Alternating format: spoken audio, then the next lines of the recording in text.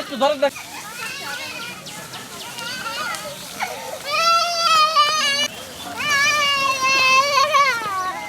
এই বললাম এই এই ধরেন না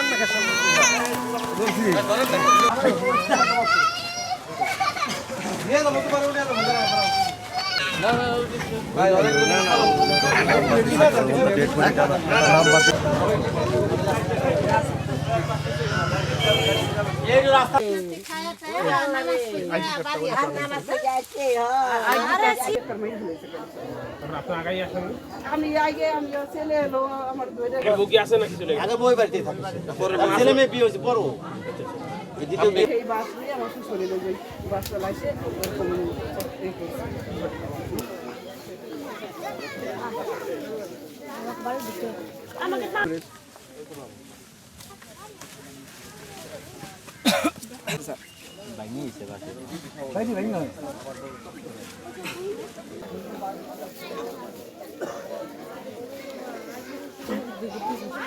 জি আজকে 1 তারিখ সকাল অনুমান 9 ঘটিকার সময় আমরা সংবাদ পাই যে গৌরীপুর এলাকাতে একজন লোক হত্যা করা হয়েছে। উক্ত সংবাদ পেয়ে আমি আমার অফিসের ফোর্স ঘটনাস্থলে আসি।